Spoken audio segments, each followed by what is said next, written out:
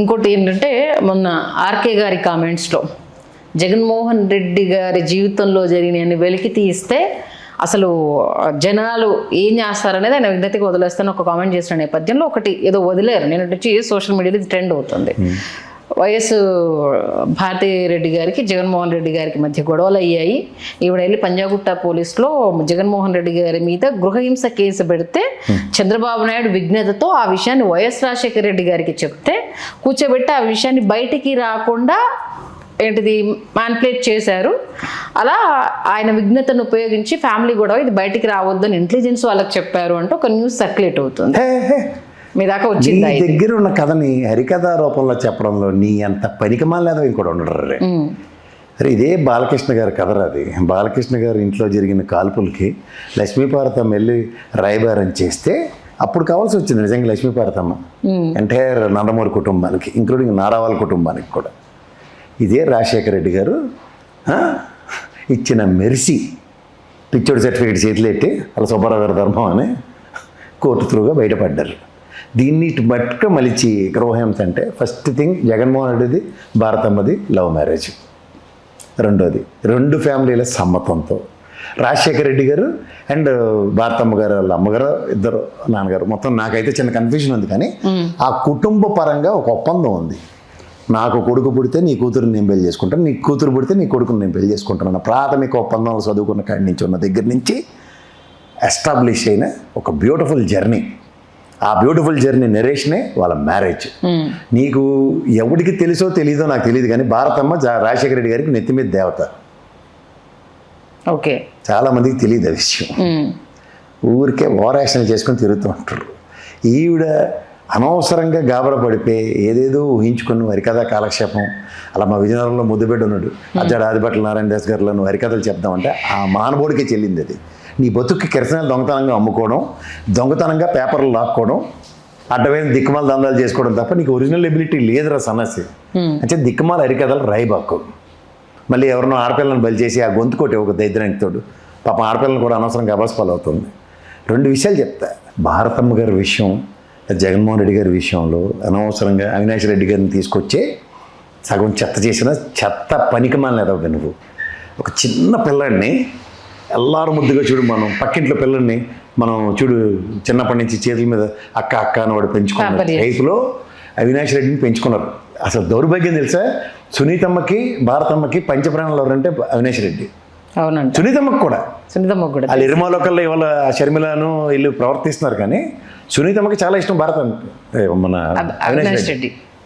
ఇది వింతపోకడ ఎవరి ట్రాప్లో పడ్డారో ఈ పాట ఆ పాటి రాజశేఖర రెడ్డి గారి కుటుంబం గురించి తెలిసిన నాలాంటి బుడంకాయ గడికి అన్ని విషయాలు తెలిస్తే అక్కడ రాయలసీమలో చెచ్చు అనుకుంటున్న వాళ్ళు ఎంతమంది ఉన్నారు ఆలోచించుకోరు. కృష్ణాలు ఎంత దారుణంగా అంటే అసలు ఆయనను భరించలేక అసలు ఆమె పడ్డ అగచాట్లు అన్నీ ఇన్ని కావు.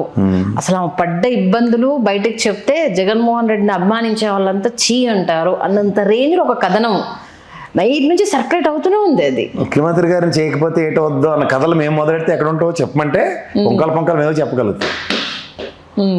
నీకు అలవాటు రే ఎప్పటి నుంచి అంటే ఒక పెద్ద మనిషి, ఒక జైగెంట్ పర్సనాలిటీ. ఇవాళ ఆయన కమ్మకులంలో పుట్టిన ఒక పెద్ద వ్యక్తి అన్న విషయం కూడా కమ్మోళ్ళే మర్చిపోయి చేయగలిగినంత దౌర్భాగ్యం ఏదో ఎవరంటే నువ్వు పచ్చల్లోడు. ఆయన మానవుడు రామారావు గారు ఎవరు నవరస నటన సార్వభౌమ విశ్వవిఖ్యాత నట సార్వభౌముడు ఎవడంటే నందమూరి తారక రామారావు గారిని కూడా చౌదరి కమ్యూనిటీ రిజర్వ్ చేసుకునే అంత దౌర్భాగ్యం ఏదో వీళ్ళిద్దరే. ఒక్కొక్కడికి ఒక టర్మ్లో ఒకటి మీద మోజు ఉంటుంది. ఇప్పుడు నారా మీద మోజు ఉంది కాబట్టి నాటకాలు ఎన్నే ఆడుతాడు ఇటు కిరసనలోడు ఆ పచ్చల్లోడు చేత కొన్ని విషయాల్ని చాలామంది చాలా లైటర్ వెర్షన్లో తీసుకుంటారు. అందులో నేను ఒక్కడిని అందులో ఇన్ని ఓవర్ యాక్షన్ చేయొద్దని చెప్పి చేయగలవు. నువ్వు నీ దగ్గర సామర్థ్యం ఉంది.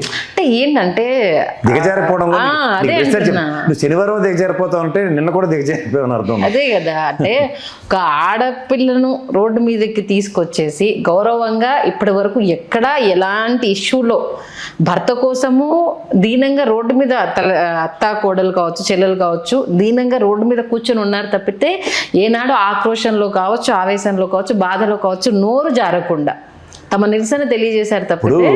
భారతమ్మ గురించి ఎంతమందికి తెలుసో నాకు తెలియదు కానీ స్కూల్ చదివిన జగన్మోహన్ రెడ్డి గారి మాస్టర్ గారి పేరు మీద ఒక వ్యవస్థను స్కూల్ నడుపుతుంది ఆవిడ.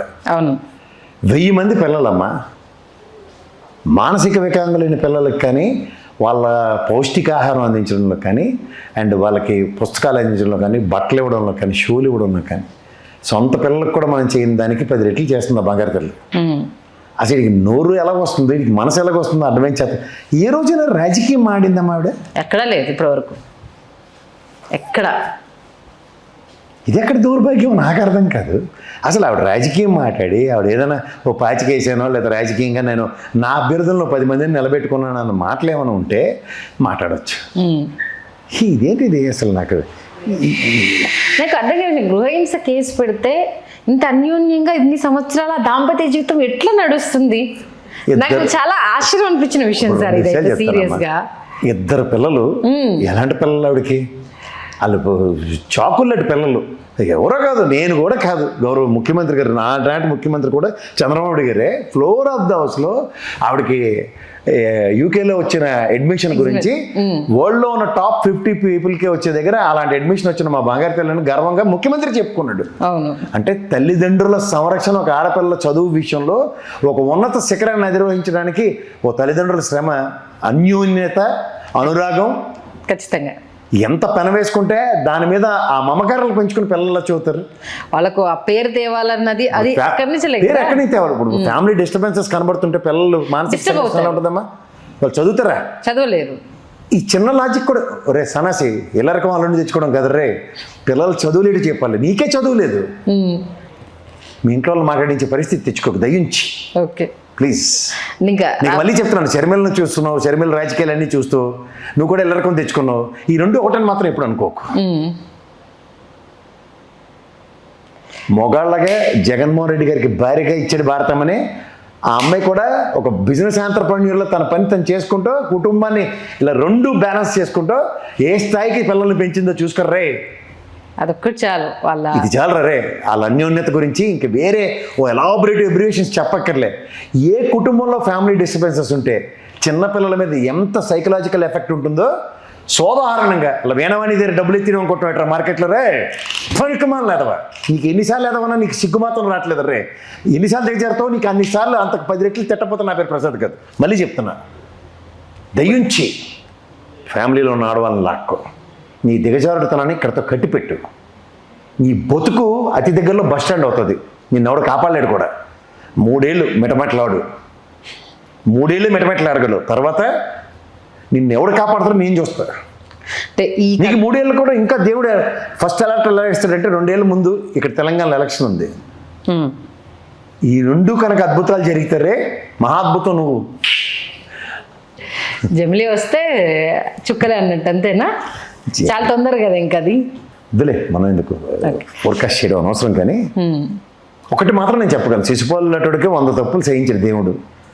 నువ్వు కానీ రే, కానీ అంతే అంటారు. నువ్వు కానీ రే, నువ్వు కానీ నువ్వు కంటిన్యూ. మంచి విశ్లేషణ అందించారు. ధన్యవాదాలు ప్రసాద్ గారు.